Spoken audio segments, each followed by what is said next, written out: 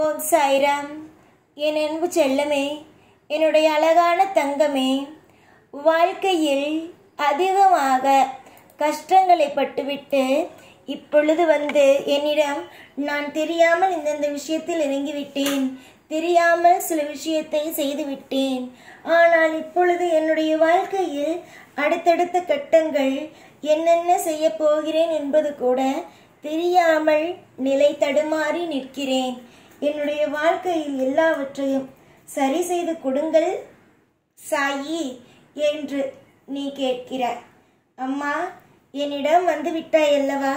இந்த சாயை தேடி ஓடி உன்னுடைய வாழ்க்கையை எல்லா நிமிஷத்திலேயும் சரி செய்வேன், எல்லா நிமிஷத்திலேயும் அற்புதத்திற்கு கொண்டு வருவேன் என்று நீ நினைத்து விட்டாய் அல்லவா?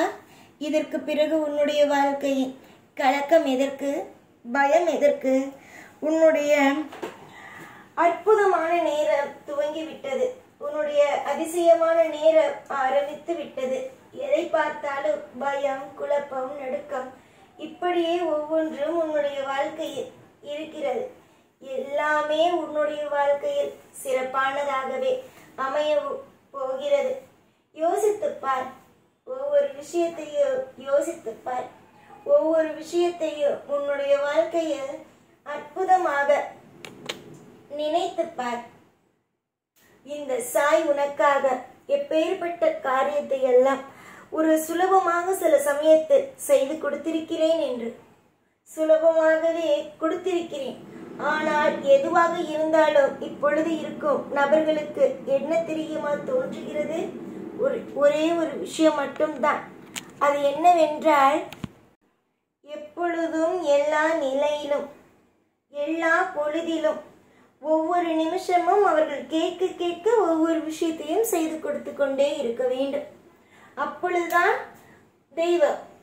அப்படி இல்லை, அவர்களுக்கு பிடித்தது மாதிரி செய்யவில்லை, அவர்களுக்கு பிடித்தது மாதிரி எந்த ஒரு விஷயமும் நடத்தி தரவே இல்லை என்றால் உடனடியாக என்ன சொல்லி விடுகிறார்கள் என்றால், தெய்வமே இல்லை, நான் கேட்டது எதையுமே என்னுடைய அப்பா செய்யவில்லை, என்னுடைய அம்மா செய்யவில்லை என்று உடனடியாக தெய்வத்தை பழியை போட்டு விடுகிறார்கள். தெய்வமாகிய நாங்கள் ஒவ்வொரு பொழுதிலும் அற்புதத்தையே நிகழ்த்த வேண்டும், அதிசயத்தையே நிகழ்த்த வேண்டும் என்று நினைக்கிறோம். அது எல்லாவற்றையும் புரிந்து கொள்ள வேண்டும். அதை புரிந்து கொள்ளாமல் ஒவ்வொரு நாளும் அழக்கூடாது. எத்தனை நாள் அழுவாய், எத்தனை நாள் புலம்புவாய்? ஒரு நாளும் ஒரு பொழுதும் எந்த ஒரு நிமிஷமும் எந்த ஒரு நொடியும் புலம்ப வேண்டும் என்று அவசியம் அல்ல. என்னுடைய கையை நீ இறுக்கமாகவே பிடித்து கொண்டாய், என்னுடைய கையை நீ அற்புதமாகவே பிடித்து கொண்டாய். எதுவாக இருந்தாலும் இந்த சாய் பார்த்து கொள்வேன் என்று நம்பினாய். அந்த நம்பிக்கை இன்றும் சரி என்றும் சரி உன்னோடு இருக்கட்டும். அதை மட்டும் ஒரு நாளும் ஒரு பொழுதும் விட்டு விடாதே. நம்பிக்கையை வையுங்கள். நீங்கள் வணங்கும் தெய்வத்தின் மீது, நீங்கள் எந்த தெய்வத்தை அதிகமாக வணங்குகிறீர்களோ அந்த தெய்வத்தின் மீது நம்பிக்கை வையுங்கள். நம்பிக்கை வைக்காமல் மட்டும் இருக்காதீர்கள். நம்பிக்கை என்பது முக்கியமானது.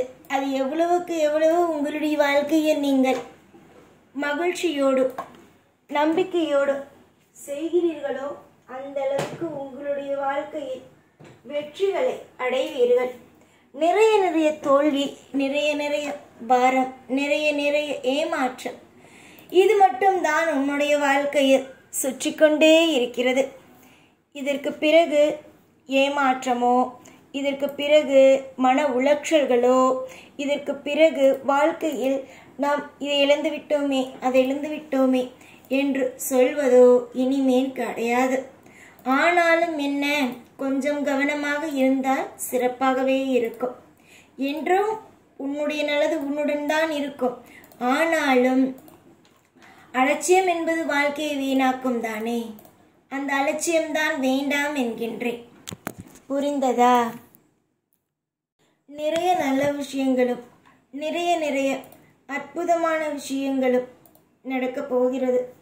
உன்னுடைய ஆசைகளும் உன்னுடைய கோரிக்கைகளும் ஒவ்வொரு நாளும் உன்னால் யோசித்து பார்க்க முடியாத அளவுக்கு வெற்றியை வந்து சந்திக்க போகிறது. இன்று நான் செய்யும் சில காரியங்கள் என்னடா சாய் இப்படியெல்லாம் செய்கிறாரே என்று தோன்றும். ஆனால் கூடிய விரைவிலேயே சாய் நமக்காக நல்லதுதான் செய்திருக்கிறார். சாய் நமக்காக நமக்கு பிடித்த விஷயங்களை மட்டும்தான் கையில் வந்து கொண்டு வந்து தந்திருக்கிறார் என்பது உன்னுடைய மனதில் தோன்றும். புரிந்ததா? நான் என்ன சொல்கிறேன் என்பது இப்பொழுது புரியாது. ஆனால் கூடிய விரைவில் இந்த சாய் ஆகிய நான் என்ன சொல்கிறேன் என்பது உனக்கு புரிய வரும். சரியான நேரத்திற்கு தூங்குங்கள். சரியான நேரத்திற்கு உங்களுடைய வாழ்க்கையில் உணவு சாப்பிடுங்கள். நம்பிக்கையை வையுங்கள். எல்லா பொழுதும் நம்பிக்கையை வையுங்கள். யதார்த்தமாகவே இருக்கிறோமே, நம்முடைய வாழ்க்கையில் எல்லோரும் நம்மை ஏமாற்றுகிறார்களே என்று நினைத்து நினைத்து நினைத்து வருத்தத்தை மனதுக்குள் வைத்துக் கொள்ளவே வேண்டாம். புரிந்ததா? நீங்கள் யதார்த்தமாக இருக்கிறீர்கள். ஆனால் உங்களை ஒரு நபர் எப்பொழுதும் எல்லா நிமிஷத்திலேயும் எல்லா நொடியிலேயும் ஏமாற்றிக்கொண்டே இருக்கிறார் என்றால் என்ன செய்ய வேண்டும்? என்ன செய்ய வேண்டும்? அவரை விட்டு நீ ஒதுங்க வேண்டும். புரிந்ததா? சுபமங்கள செய்தியை நான் கொண்டுதான் வந்திருக்கிறேன். அந்த மங்கள செய்தியானது எப்பொழுதும் உன்னுடைய காதில் கேட்டுக்கொண்டேதான் இருக்கும். இன்று நீ என்ன கேட்கிறாயோ இந்த வாக்கின் மூலமாக அது கண்டிப்பாகவே நடக்கும். உன்னை விட்டு உனக்கு துரோகம் செய்த உறவுகளோ நீங்கும் அடியோடு. சந்தோஷமோ உங்களை தேடி தானாகவே வரும். எதை நீங்கள் உங்களுடைய வாழ்க்கையில் எல்லா நிமிஷத்திலேயும் மனதளவில் நான் இதை செய்வேன், இதில் ஜெயிப்பேன், இதில் வெற்றி பெறுவேன் என்று நீங்கள் உறுதியோடு இருக்கிறீர்களோ அதில் நீங்கள் கண்டிப்பாக வெற்றி பெறுவீர்கள். நான் அடித்தே சொல்கிறேன், கண்டிப்பாக வெற்றி பெறுவீர்கள்.